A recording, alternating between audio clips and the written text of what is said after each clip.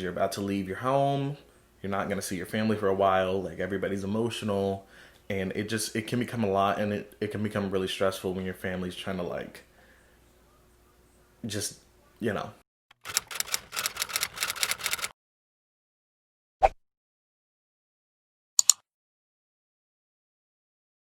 Hey, what is up, guys? Welcome back to my channel. As you can tell from the title, this week's video is going to be 10 tips on how to survive your freshman year of college. Let's just address the elephant in the room.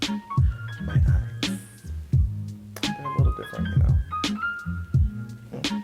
Anyways, the only reason why I have these is because I want to go as Scar from Lion King, and when Halloween comes back around. I kind of got the wrong color because these are more blue and his eyes are green, but I'm gonna make it work. As for the background, the only reason why I'm not filming like where I usually film is because I'm filming earlier in the day than I usually do. It's like 9 or so right now, and so the sun is really prominent in that area of where I usually film. Before we get on to the video, make sure to like and subscribe, comment down below what videos you want to see next, turn on post notifications so that you see whenever I do post, and follow me on social media. Links will be in the description box down below.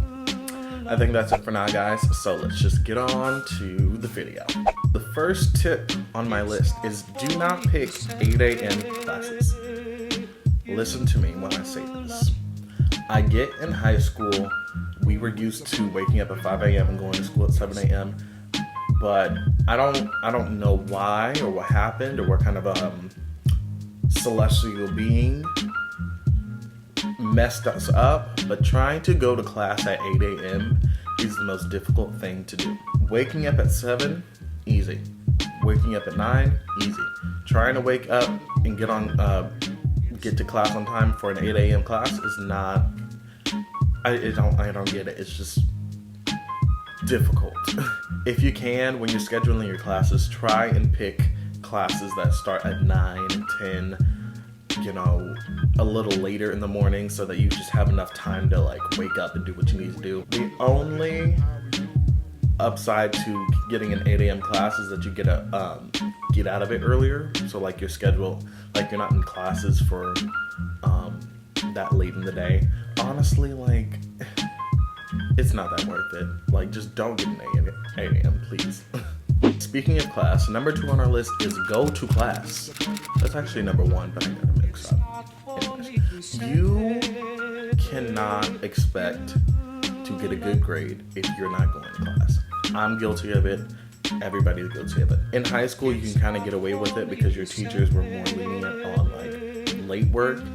In college, some professors like do accept it, but like for most of the time, like if you turn in something late, you're just not turning it in at all. Also, you're gonna want to be in class because unless you like are friends with somebody in the class, you're probably not gonna get that information back because a lot of professors, which is kind of rude that they do this anyways, they don't upload their lectures to whatever online source you're using. So if you're not in class, you're not getting the information. If you're not getting the information, you can't do the work. If you can't do the work, your grade's gonna go down. So just go to class, all right? Okay, this one applies to those who have a roommate. For me, my university has told us that we are not going to have roommates, so everybody gets their own room basically. So I don't really have to worry about this issue, but if you are gonna live on campus and you do have a roommate, bring your own appliances. Don't try and rely on theirs. If you want a reason why, here you go. And have your own things so that you're not constantly having to borrow somebody else's things, because roommates get in fights and they sometimes don't want to like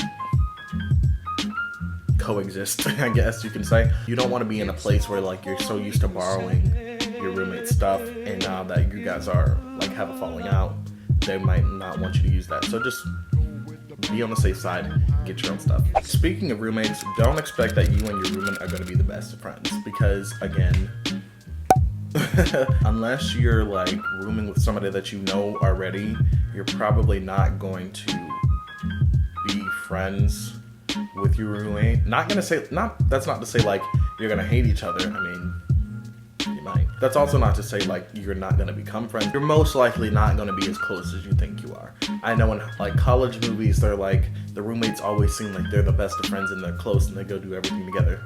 That's not at all how it is. So when you're moving into your dorm, don't stress out. I know that day is it's just kind of it's a weird day because you're about to leave your home. You're not gonna see your family for a while. Like everybody's emotional, and it can become a lot, and it can become really stressful when your family's trying to like just, you know, delegate certain family members or whoever's like with you when you're moving in. Delegate certain people to do certain things so that there's no confusion and not everybody's trying to run around all over the place. It just helps to make like that process easier because, like I said, that's already an emotional day because you're about to go off into the world, I guess you could say. And so you want to just make that as easy as possible for everybody. Okay, so this tip can be used whether you're online or on campus. You need to plan out your academic day. What that means is plan out what assignments you're getting done that day. I put all my assignments for the month on a calendar so I knew when they were due. That didn't help when I was trying to actually like work on them. Just because you know that's due on Friday, that doesn't mean you work on it on Friday. No, it's due. You have to work on it throughout that week. And so the best way to like I'm not even going to begin to figure out what that was about. The best way to have your work done on time is to plan out when you're going to do it. This just goes hand in hand with like the whole time management thing. Tell yourself if like you have a math assignment that's due on Wednesday, okay, Monday you're going to work on that. You know, just plan out your day wisely. This is really important for when you are living on campus. Have a pantry. I guess I'm going to call it a pantry. You need to have like a bin full of snacks, drinks, whatever. I mean, it depends on where you go, to be honest. But like, for the most part, you can only go to your cafeteria a certain amount of times a day. And it closes. It eventually has to close. Yeah, you can go off campus and go get something to eat. But you don't want to keep wasting money on outside food. Sometimes, you know, you may pull an all-nighter and you might get a little snacky while you're working on an assignment or something. And my cafeteria is called the Commons. Like, your cafeteria might not be open, and I made the problem of I would buy like snacks on a Monday and they'd be gone by Friday. So I'm like, don't be a habit like me. I think this can go for either online or on campus. I'm not sure how like schools are doing the whole virtual orientation thing. However they're doing it, make sure to pay attention. Orientation week is probably the most important week. It is the most important week as a freshman because it's giving you all the information that you need to know in order to be successful for the rest of your college career. That's where they tell you how, like, where your campus security guards are, your academic advisors, just like there's lots of information, like important information that you need to know. I saw it when I was doing my orientation last year. We didn't really have to go, but we kind of had to go. I don't know. There was a lot of people who weren't paying attention during orientation, and we had this thing called FSIM.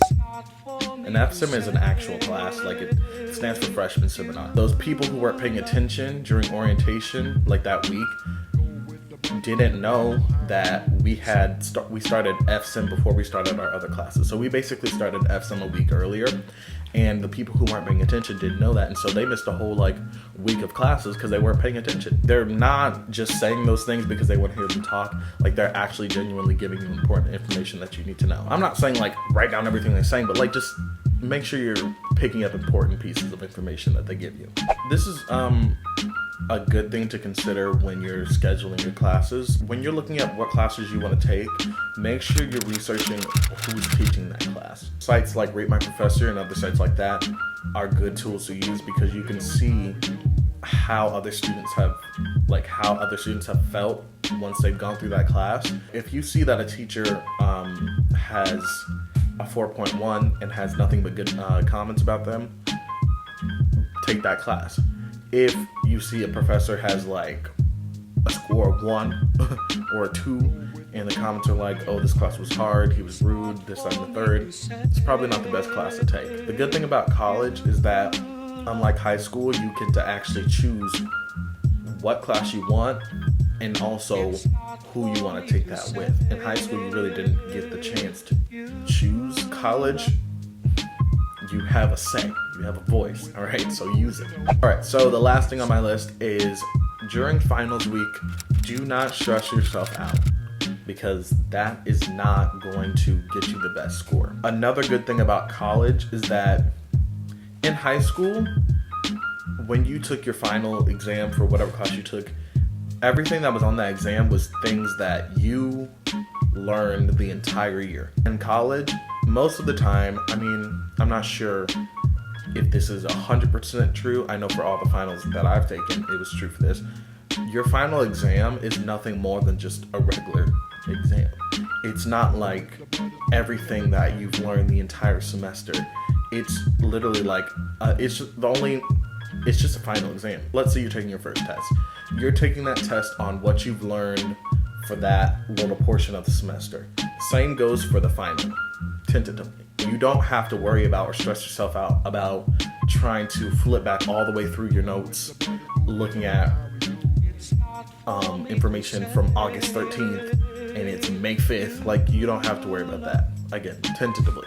Sometimes maybe you might, but I know for, at least in my experience, I haven't had to do that. All right, guys, so that is all the tips I have on how to survive your first year of college. No matter what format you're going into it on, whether that be on campus or online, don't stress too much about it. Hopefully when this whole corona foolishness is over, we can all enjoy the actual college experience. I know I've only been in college for a year, but it honestly, like, the people you meet, the experiences you have, like, I wouldn't trade it for the world. I mean, even though, like, I had some ups and downs, you know, it honestly, like, is such a good and enjoyable experience. Hopefully, again, like I said, when all this is over, we can all, excuse me, the light's right here. When this is all over, we can all enjoy that college experience. Until then, thank you so much for watching, guys. Comment down below what videos you want to see next. Also, comment down below if you have any more questions about your freshman year of college. Turn on post notifications so that you see whenever I do post. And follow me on social media. Links will be in the description box down below. That's it for now, guys. Until next time. Again, thank you so much for watching. I love you guys. And I will see you later. Bye, guys. You know how we do. It's not for me to say you